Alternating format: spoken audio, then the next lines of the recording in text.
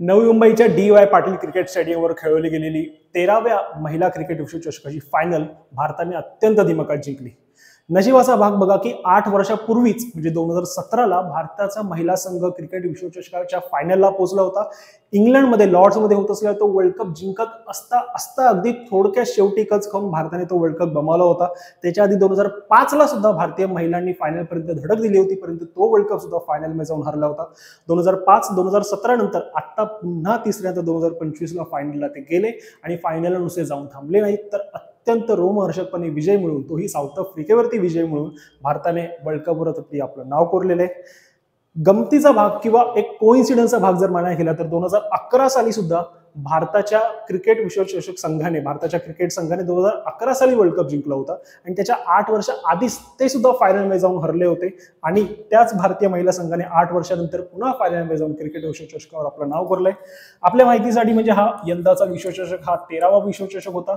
या 13 विश्वचषकांमधले 7 आतापर्यंत ऑस्ट्रेलियाने जिंकलेत, 4 इंग्लंडने जिंकलेत, 1 न्यूझीलंडने आणि आता भारताने 1 जिंकलेला आहे. आणि भारताचा हा पहिला विश्वचषक आहे.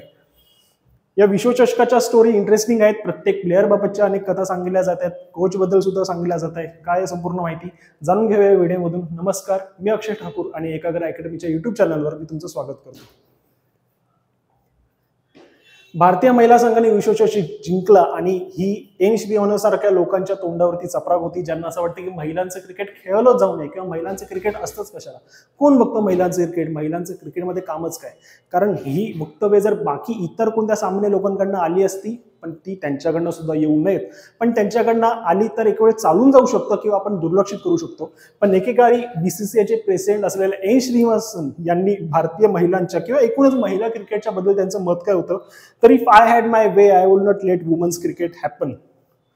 Woman have no business playing cricket, we are only doing this because it is an ICC rule. म्हणजे फक्त आयसीसीचा रूल असल्यामुळे आम्हाला महिलांचं हे विश्वचषक किंवा महिलांचं क्रिकेट खेळावं लागतंय, महिलांचं क्रिकेट पार पाडावं लागतंय. कारण 2005-06च्या दरम्यान जी वुमन्स क्रिकेटची वेगळी बॉडी होती, वर्ल्ड बॉडी, ती आयसीसीमध्ये मर्ज झाली आणि सर्व देशांच्या क्रिकेट बॉडीजना महिलांचं क्रिकेट त्यांच्या अधिपत्याखाली घेऊन त्याचा कारभार सांभाळावा लागला. आणि त्याच्यानंतर महिला क्रिकेटचा दर्जा भारतात अर्थात उंचावला गेला. परंतु असे काही ॲडमिनिस्ट्रेटर जे भारताच्या कारभारात होते, त्यांनी अत्यंत जाणीवपूर्वक महिलांच्या क्रिकेटकडे दुर्लक्ष करून, पायाभूत सुविधा नाकारून अनेक क्रिकेटपटूंचं आणि महिला क्रिकेटर्सचं नुकसान केलं होतं. पण आत्ताच्या काळात ते चित्र बदलताना आपण बघतोय. महिलांची वेगळी IPL म्हणजे वुमन प्रीमियर लीग सुरू झालेली पाहतोय. महिलांचा क्रिकेट विश्वचषक भारतात खेळवला गेला. याच्या आधी सुद्धा 3 वर्ल्ड कप भारतात खेळवले गेले होते. हा 4था वर्ल्ड कप, महिलांचा 4था क्रिकेट वर्ल्ड कप जो भारतात खेळवला गेला आणि 3रं अशी क्रिकेट फायनल ज्यात भारतीय महिला संघाने क्रिकेटची फायनल गाठली आणि पहिल्यांदा ती जिंकली. आणि 2025च्या विश्वचषकावर भारतीय महिलांनी आपलं नाव कोरलंय. पुढे महत्त्वाची माहिती बघूया आपण. हे मुवमेंट्स आपण बघितले असतीलच. आपला विश्वचषक स्क्वॉड डी.वाय. पाटील क्रिकेट स्टेडियमवर सेलिब्रेट करत होता संपूर्ण हा भारतीय क्रिकेटचा महिला संघ. आणि या चेहऱ्यांमध्ये काही 3 चेहरे असे दिसले असतील जे फारसे लोकांना आत्ताच्या लॉकडाऊन किड्सना माहिती नसतील, पण ज्यांनी क्रिकेट बघितलं आणि महिला क्रिकेट आहे आणि ते खेळवलं जातं, आम्ही स्वतः शाळेत असल्यापासून बघतोय. त्यातली महत्त्वाची नावं मिताली राज, आपली अंजुम चोप्रा आणि झुलन गोस्वामी. ह्या 3 तेव्हाच्या महिला क्रिकेट कॅप्टन ज्यांच्या चेहऱ्यावर सुद्धा आनंद होता. एकेकाळी यांनी सुद्धा आपल्या भारतीय महिला संघाला फायनलपर्यंत पोहोचवलं होतं. पण कुठेतरी थोडक्यासाठी म्हणजे 2017चा वर्ल्ड कप फायनल तर आम्हाला अजून आठवतं. आम्ही स्वतः कॉलेजमध्ये होते, प्रोफेसर आम्हाला स्वतः समोर शिकवतात. ते शिकवत असताना सर्व मुलांचे मोबाईल बाहेर होते, सर्वजण आपापल्या मोबाईलवर मॅच बघत होते आणि शिक्षक, ते प्रोफेसर स्वतः शिकवत असताना आम्हाला मध्ये मध्ये स्कोर विचारत होते की कुठपर्यंत आलं. आणि अगदी भारताची महिला क्रिकेट संघ तेव्हाचा वर्ल्ड कप फायनल जिंकत असता थोडक्यासाठी काही गोष्टी हुकल्या, काही गोष्टी चुकल्या आणि हातात असलेली मॅच भारताने 2017ला लॉर्ड्सवरती फायनल खेळवली जात होती आणि ती थोडक्यासाठी हुकली होती आणि तेव्हा सर्वांच्याच मनात रुख लागून राहिली होती. पण ती सल 2025ला कुठेतरी आपण भरून काढलेली आहे. भारताच्या या की मुवमेंट्स आपल्या पूर्ण वर्ल्ड कप फायनलच्या या मॅचमधल्या, महत्त्वाच्या विकेट्स काढताना त्यांच्या चेहऱ्यावरचा आनंद, महत्त्वाची माहिती जी आपल्याला परीक्षेच्या दृष्टिकोनात काय महत्त्वाची आहे. कारण आता हा वर्ल्ड कप भारतात पार पडलाय, भारताने जिंकला सुद्धा आहे आणि हमखासपणे अनेक सेंट्रल गव्हर्नमेंटच्या एक्झाम्स असतील किंवा राज्यातल्या आपल्या सरळ भरती असतील, MPSCच्या काही एक्झाम असतील, त्याच्यामध्ये GK च्या सेक्शनमध्ये ह्याच्यावरती माहिती विचारली जाते. त्यामुळे महत्त्वाची माहिती आपल्याला माहिती असायला हवी की हा 13वा महिला विश्वचषक होता, 13वे एडिशन होतं या स्पर्धेचं. त्यानंतर सर्वात पहिला वर्ल्ड कप कधी खेळवला गेला तर 1973 साली. म्हणजे बऱ्याच जणांच्या बोलण्यातून असा उल्लेख होतो की महिलांचा विश्वचषक हा पुरुषांच्या विश्वचषकाच्या 2 वर्षानंतर खेळवला जातो. तर ती चुकीची माहिती आहे. 2 वर्षानंतर नाही, तर पुरुषांचा विश्वचषक पहिला क्रिकेटचा हा 1975 साली खेळवला गेला. पण महिलांचा क्रिकेट विश्वचषक पहिला हा त्याच्या 2 वर्ष आधी 1973 साली खेळवला गेला होता. त्यामुळे महिलांचा विश्वचषक हा पुरुषांच्या विश्वचषकाच्या 2 वर्ष नंतर नाही, तर 2 वर्ष आधी येत असतो. ही माहिती सर्वांनी क्लिअर ठेवायला हवी. पहिला विश्वचषक खेळवला गेला होता 1973 साली. यंदाचा हा 13वा होता. कारण मधल्या काळात काही कारणांमुळे विश्वचषक खेळवले गेले होते. मग त्यात फायनान्शियल क्रंचेस असतील किंवा ऑर्गनायझेशनचे काही इश्यू आले होते. पण त्यामुळे आता 2005 पासून हा विश्वचषक रेग्युलरली खेळवला जातोय. यंदाचा हा 13वा एडिशन होता, 13वा चषक होता. या वर्ल्ड कपच्या एडिशन मध्ये सर्वाधिक धावा कोणी केलेल्या तर लॉरा वॉलमार्ट जी साऊथ आफ्रिकेची कॅप्टन, ओपनर आणि आताच्या फायनलमध्ये पोहोचलेल्या टीमची कॅप्टन. सर्वाधिक विकेट्स कोणी घेतल्यात तर भारताच्या दीप्ती शर्माने घेतल्यात. सर्वाधिक 22 विकेट्स या एकूण स्पर्धेमध्ये. सर्वाधिक विजेतेपद या 13 वर्ल्ड कप जे खेळवले गेले त्यातली सर्वाधिक विजेतेपद कोणत्या संघाने जिंकलेत तर 13 मधली 7 वेळा ऑस्ट्रेलिया, 4 वेळा इंग्लंड, 1 वेळा न्यूझीलंड आणि आता 1 वेळा भारत. असा 13 विश्वचषक 7, 4, 1, 1 ने. कारण हा प्रश्न विचारला जाऊ शकतो, ह्याच्यावरती या फॅक्ट्सवरती प्रश्न विचारले जाऊ शकतात. लक्षात ठेवा, ऑस्ट्रेलियाने 7 वेळा जिंकलाय, इंग्लंडने 4 वेळा, न्यूझीलंडने 1 आणि भारताने 1 वेळा हा विश्वचषक जिंकलेला आहे. हरमनप्रीत कौर बद्दल सांगायला हवं, आपल्या भारतीय महिला विश्वचषक संघाची कॅप्टन. हरमनप्रीतने अनेक असे की डिसिजन घेतले की जे त्यावेळी टीका करण्यालायक होते, किंवा महिलांची टीम मध्ये लीग स्टेजला सलग 3 मॅचेस सुद्धा हरली होती. त्यामुळे भारताचा महिला संघ विश्वचषक स्पर्धेबाहेर फेकला जातो की अशी परिस्थिती सुद्धा निर्माण झालेली होती.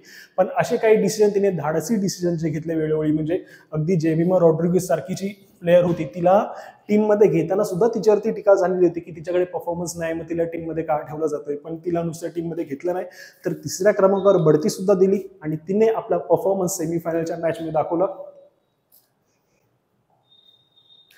जेमिमा रॉड्रिग्वेज जिचा आताच उल्लेख झाला, भारताच्या महिला क्रिकेटमध्ये सर्वात मोठ्या धावांचा, म्हणजे सेमीफायनलला जो आपल्याला टार्गेट दिलेला होता ऑस्ट्रेलियन संघाकडनं, तो अत्यंत मोठा टार्गेट होता. आणि तितका टार्गेट, 338 धावांचा टार्गेट आतापर्यंत कधीही महिला क्रिकेटमध्ये चेस झालेला नव्हता. परंतु हा रेकॉर्ड मोडत हा रेकॉर्ड ब्रेक चेस भारताने शक्य करून टाकला होता. जेमिमा रॉड्रिग्वेजच्या 127 धावांची नाबाद खेळी जी तिने केली, त्याच्यामुळे जन्माने भांडुपकर असलेली आणि आता क्रिकेटसाठी बँड्राला तेव्हाच लहानपणी राहायला गेलेली जेमिमा रॉड्रिग्वेज, तिने 3ऱ्या क्रमांकावर बढती मिळाल्यावरती ऑस्ट्रेलिया विरुद्ध ही खेळी केली आणि भारताला सेमीफायनलमधून फायनलमध्ये पोहोचण्यास तिची खेळी ती खूप महत्त्वाची ठरली होती. आणि ऑस्ट्रेलियाबद्दल तर अर्थ सांगायलाच नको, कारण ऑस्ट्रेलिया इथे 13 मधले 7 विश्वचषक जिंकले. त्यामुळे महिला क्रिकेटमध्ये सुद्धा दादा आहेच, आणि शिवाय पुरुषांच्या क्रिकेटमध्ये सुद्धा आपल्याला जेव्हा जेव्हा वर्ल्ड कप जिंकण्याची संधी झाली तेव्हा प्रत्येक वेळी, म्हणजे 2003 ला सुद्धा, 2023 ला सुद्धा, त्यानंतर मध्यंतरी जी वर्ल्ड टेस्ट चॅम्पियनशिप झाली होती 2023 तेव्हा सुद्धा, प्रत्येक आपल्या चषकाच्या दरम्यान, भारताच्या चषकाच्या स्वप्नाच्या दरम्यान नेहमीच ऑस्ट्रेलिया आढळलेला आहे.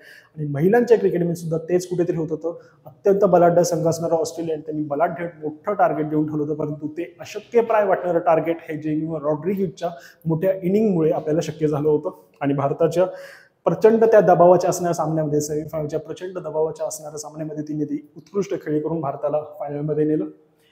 त्यानंतर हा कॅच आपण बघू शकतो. नेहमी एक क्रिकेटमध्ये शब्दप्रयोग कायम केला जातो की कॅचेस इन मॅचेस. म्हणजे आपण 2024 वर्ल्ड कप फायनल सुद्धा, T20 वर्ल्ड कपची क्रिकेट फायनल जी बघवतो, सूर्यकुमार यादवने घेतलेला तो डेव्हिड मिलरचा कॅच, आणि त्या कॅचमुळे कुठेतरी आपल्याकडे मॅच पुन्हा फिरली आणि ती मॅच आपण जिंकू शकलो. जर डेव्हिड मिलरची ती कॅच घेतली गेली नसती, तो 6 झाला असता. त्याच्यानंतरच्या पुढच्या 3-4 बॉलमध्येच, म्हणजे शेवटच्या बॉलपर्यंत सुद्धा ती मॅच गेली नसती आणि ती मॅच आपल्या बाजूने झुकवण्यामध्ये तो कॅच सूर्यकुमार यादवचा महत्वाचा ठरला होता. त्याच प्रकारे इकडे मनजोत कौरने सुद्धा, दक्षिण आफ्रिकेची सलामीवीर आणि कर्णधार असणारी, म्हणजे जी या संपूर्ण वर्ल्ड कपच्या एडिशनमध्ये अत्यंत दिमाखात खेळत होती, त्या लॉरा वॉलमार्टची ही कॅच उडाली होती. आणि ही जी कॅच तिने अशक्यप्राय वाटणारी कॅच, म्हणजे साऊथ आफ्रिकेला जिंकायला फक्त 78 रन्स बाकी असताना ही कॅच उडाली होती. आणि सेमीफायनलला सुद्धा लॉरा वॉलमार्टने शतक झळकवलं होतं आणि फायनलला सुद्धा तिने शतक झळकवलं आणि ती खेळी तिची कंटिन्यू पुढे चालू होती. परंतु ही कॅच, अशक्यप्राय वाटणारी कॅच जी डिफिकल्ट होती, ती आपल्या भारताच्या या महिला क्रिकेट मनजोत कौरने सहज करून दाखवली. त्याच्या हातांना कॅच सुटला सुद्धा होता, परंतु ती डिफिकल्ट कॅच तिने 3ऱ्या आणि 4थ्या अटेम्प्टला कंप्लीट केली आणि महत्वाची कॅच इकडे आपल्या बाजूने मॅच फिरली या कॅचमुळे. पुढे आपण बघतोय स्पर्धेत आघाडीची विकेट घेणारी दीप्ती शर्मा. अष्टपैलू खेळ तिचा झाला, म्हणजे भारताला 250 धावांचा पल्ला गाठायला तिने मदत केली. तिने 58 धावा ज्या केल्या, त्याच्यामुळे 250चा आकडा आपण क्रॉस करू शकलो फायनलमध्ये. आणि त्याच्यानंतर 39 धावात 5 बळी तिने सुद्धा आपल्या बॉलिंगमध्ये घेतले. आणि ही कामगिरी म्हणजे बॅटिंगने 58 रन्स आणि बॉलिंगमध्ये 39 फॉर 5 ची फिगर, 5 विकेटवरती 39 धावा देऊन तिने 5 विकेट घेतल्या होत्या. आणि ही अष्टपैलू क्रिकेट मधली कामगिरी ही फक्त महिलांच्या क्रिकेटमधली नाही तर पुरुषांच्या क्रिकेटमधली सुद्धा, म्हणजे आतापर्यंतच्या जेवढे वर्ल्ड कप फायनल खेळवले गेलेले आहेत त्या सर्व वर्ल्ड कप फायनल्स मधली सर्वोत्तम अष्टपैलू कामगिरी ठरलेली आहे. ओव्हरऑल ऑलराऊंडर परफॉर्मन्स होता तो बेस्ट आहे आतापर्यंतच्या जगात जेवढ्या सेमी फायनल खेळवल्या गेलेल्या क्रिकेटच्या त्याच्यामधली. आणि इतकी उत्तम कामगिरी करून तिने भारताला फायनलची मॅच जिंकण्यास प्रचंड मोठी मदत केली. आणि अर्थात एक नाव शेफाली वर्मा, जे आपण सतत ऐकतोय. शेफाली वर्मा हे नाव जे आठवडाभरापर्यंत वर्ल्ड कपच्या यादीमध्ये सुद्धा नव्हतं, पण आपली रेग्युलर ओपनर जी होती प्रतिका रावल, ती इंजर्ड झाल्यामुळे शेफाली वर्माला क्रिकेट आपल्याला संधी मिळाली, तिला टीममध्ये संधी मिळाली आणि तिने संधीचं सोनं करून दाखवलं. म्हणजे तिला मागच्या 1 वर्षभरात तिने कोणतीच ओडीआय मॅच सुद्धा खेळली नव्हती, पण तिला थेटपणे सेमीफायनलमध्ये खेळायची संधी मिळाली. त्या सेमीफायनलमध्ये सुद्धा तिने कुठेतरी गिअर अप करून चांगला स्टार्ट देण्याचा प्रयत्न केला, पण त्याच प्रयत्नादरम्यान ती आउट झाली. पण फायनलमध्ये तिचा हा प्रयत्न अयशस्वी झाला नाही. त्याने आक्रमक सुरुवात केली, आपला पहिलाच बॉल तिने 4 मारला होता आणि त्याच्यानंतर पुढे जाऊन तिने 78 चेंडूमध्ये 87 धावा केला, ज्या आपल्याला 298चा टार्गेट 299चा टार्गेट उभं करायला खूप मदत झाली. आणि फायनलमध्ये कितीही स्कोर असला तरी तो नेहमीच समोरच्या टीमवरती प्रेशर क्रिएट करणारा असतो आणि 299 सारखी टोटल उभी करण्यात आपल्या या शेफाली वर्माच्या इनिंगचा खूप मोठा हात होता. 78 बॉलमध्ये त्याने 87 रन केले. आणि नंतर बॉलिंगच्या वेळी जेव्हा साऊथ आफ्रिकेकडे कुठेतरी मॅच सुटलेली आहे असं वाटत होतं आणि साऊथ आफ्रिका कुठेतरी मॅच आता काढून नेईल असं वाटत होतं, त्यावेळी तिने बॉलिंगला अंडा केलं. हरमनप्रीत कौरने तिच्यावरती विश्वास दाखवला. बरं, शेफाली वर्मा ही रेग्युलर बॉलर नाही, तरी सुद्धा हरमनप्रीत कौरने कुठेतरी एक जुगार खेळून एक कुठेतरी चान्स घेऊन हा घेतला की शेफाली वर्माला बॉलिंग देऊन बघूया कदाचित ती क्रुशियल ब्रेक थ्रू देऊ शकेल, जो तिने दिला.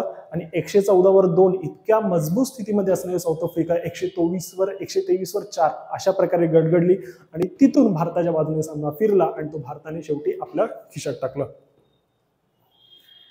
शेफाली वर्मा आणि आपल्या ह्या सर्वच क्रिकेटर्सचा आपण महिला क्रिकेटपटूंचं ते नावं घेतली, पण एक चेहरा जो सतत आता माध्यमांवर दिसतोय आणि ज्याची सतत चर्चा होते तो म्हणजे कोच अमोल मुजुमदार. अमोल मुजुमदार हे नाव फारसं लोकांना माहिती नसेल, पण ह्याची ख्याती जितके लोक क्रिकेट फॉलो करतात त्यांना नक्कीच माहिती आहे. अमोल मुजुमदार हे ते नाव जे एकेकाळी सचिन तेंडुलकर आणि विनोद कांबळीच्या जोडीने सोबत घेतलं जायचं. म्हणजे जी मोठी इनिंग, जी मोठी पार्टनरशिप त्यावेळी स्कूल क्रिकेटमध्ये झालेली सचिन तेंडुलकर आणि विनोद कांबळीमध्ये साधारण 600 पेक्षा जास्त धाव्या त्यांच्या पार्टनरशिपने केल्या होत्या. कोण तर सचिन तेंडुलकर आणि विनोद कांबळीच्या. पण तेव्हा पॅडेड अप असलेला एक क्रिकेटपटू जो डगआउटमध्ये बसून होता, ज्याला बॅटिंगची संधी तेव्हा मिळाली नाही, त्या जोडीचा आणि त्या तोडीचा क्रिकेटपटू अमोल मुजुमदार, ज्याला कधीही आपल्या अंगावरती ब्ल्यू जर्सी घालायची संधी नेहमी थोडक्यात हुकली. म्हणजे वर्ल्ड आपल्या फर्स्ट क्लास क्रिकेटमध्ये भारताच्या इंटरनल फर्स्ट क्लास क्रिकेट खेळताना अमोल मुजुमदारने जवळजवळ 11,000 धावा केल्यात, 30 सेंचुरीज केल्या, त्यांनी 60 हाफ सेंचुरीज केल्यात. आणि इतका चांगला स्टॅट असताना सुद्धा कायम भारतासाठी क्रिकेट खेळण्याची, भारताला रिप्रेझेंट करण्याची संधी कायम अमोल मुजुमदारकडनं थोडक्यात हुलकावली गेली. कायम त्याला हुलकावणी मिळत राहिली, कारण त्यावेळी सचिन तेंडुलकर चांगले खेळ होते, विनोद कांबळी चांगले खेळ होते. त्याच्यानंतर जे इंग्लंडमध्ये ट्रायल झाले, इंग्लंड ए आणि इंडिया एची मॅच झाली, त्याच्यात सुद्धा सौरव गांगुली, राहुल द्रविड यांच्यासारख्या क्रिकेटपटूंना पुढे संधी मिळाली. पण कुठेतरी अमोल मुजुमदार हे कायम झाकोळले गेले. नशिबाने त्यांची संधी जी होती कायम थोडक्यासाठी हुलकावत नेली. पण 2013ला जेव्हा सचिनने रिटायरमेंट घेतली इंटरनॅशनल क्रिकेटमधून, तेव्हाच अमोल मुजुमदार यांनी सुद्धा फर्स्ट क्लास क्रिकेटमधून निवृत्ती घेतली. आणि अमोल मुजुमदार हे त्याच्यानंतर कोचिंगमध्ये उतरले. आणि ज्या व्यक्तीला स्वतःला कधी ब्ल्यू जर्सी घालून इंडियासाठी खेळायची संधी मिळाली नाही, त्या व्यक्तीने कोचिंगमध्ये आपल्या भारतीय महिला क्रिकेट संघाला वर्ल्ड कप जिंकून दिला, तो सुद्धा पहिला. आणि ही खरंच मोठी गोष्ट आहे. म्हणजे मुंबईकर क्रिकेटपटूचं जे स्वतःचं इंडियासाठी खेळण्याचं आणि वर्ल्ड कप जिंकण्याचं स्वप्न होतं, ते प्लेअर म्हणून साकार करू शकले नाहीत, परंतु कुठेतरी कोच म्हणून त्यांनी ते साकार केलं. आणि या मुंबईकर क्रिकेटपटूने आपलं स्वप्न जे होतं ते खरं करून दाखवलं. व्हिज्युअल्स तुम्ही बघितले असतीलच की हरमनप्रीत कौर यांच्या पाया पडत होती आणि अमोल मुजुमदार सुद्धा त्यावेळी खूप भावूक झाले होते. मुंबईकर क्रिकेटपटूचा उल्लेख जर होतोच आहे, तर अजून एका मुंबईकर क्रिकेटपटूचा उल्लेख व्हायला हवा, जो या फायनल मॅच बघायला आलेला होता. तो म्हणजे आपला रोहित शर्मा. रोहित शर्माने यंदा चॅम्पियन्स ट्रॉफी जिंकली, त्याच्याच मागच्या वर्षी T20 वर्ल्ड कप जिंकला आणि डेब्यूटने सुद्धा 2007ला T20 वर्ल्ड कप जिंकलेला होता. परंतु कायम ओजी वर्ल्ड कप म्हणजे ओडीआय वर्ल्ड कप जो खरा वर्ल्ड कप ज्याला म्हणला जातो तो जिंकण्याची संधी कुठेतरी रोहित शर्माकडनं अगदी थोडक्यासाठी रोहित शर्माकडून सुद्धा हुलकावली गेली. 2011 साली त्याला वर्ल्ड कपच्या स्क्वॉडमध्ये संधी मिळता राहिली. त्याच्यानंतर जेव्हा जेव्हा तो वर्ल्ड कप खेळला 2015, 2019, 2023 हे कायम त्याच्याकडनं थोडक्यासाठी हुलकावणी देत राहिले. 2015 आणि 2019ला तर आपण सेमीफायनल जाऊन हरलो. 2023ला तो स्वतः कॅप्टन असताना भारत ऑस्ट्रेलियाकडनंच फायनलला जाऊन थोडक्यासाठी हरला. संपूर्ण वर्ल्ड कप कॅम्पेन चांगला गेला होता. तो वर्ल्ड कप सुद्धा भारतातच खेळवला गेला होता आणि कुठेतरी भारत सहजपणे जिंकेल असं वाटत असताच ती मॅच भारताने कुठेतरी थोडक्यासाठी गमावली होती. एका मुंबईकर क्रिकेटपटूचं स्वप्न हे या रविवारी पूर्ण झालं. आता या दुसऱ्या मुंबईकर क्रिकेटपटूचं आपल्या वर्ल्ड कपचं स्वप्न कधी पूर्ण होईल? त्याने पाणवलेल्या डोळ्याने जेव्हा महिला क्रिकेट संघाने विश्वचषक जिंकला तेव्हा आभाळाकडे बघितलं, देवाकडे बघितलं आणि कदाचित तीच मागणी केली असेल की अजून 2 वर्ष फक्त थोडासा धीर दे, संयम दे आणि माझ्याकडनं सुद्धा अशीच खेळी होऊ दे जेणेकरून माझ्या हातून कॅप्टन म्हणून का होईना पण प्लेअर म्हणून तरी वर्ल्ड कप जिंकण्याची संधी मला मिळू दे, असंच नक्की रोहित शर्मा म्हणाला असेल. बाकी याचं पुढे काय होतंय, या स्वप्नाचं काय होतंय हे आपल्याला येणाऱ्या काळात कळेलच. धन्यवाद.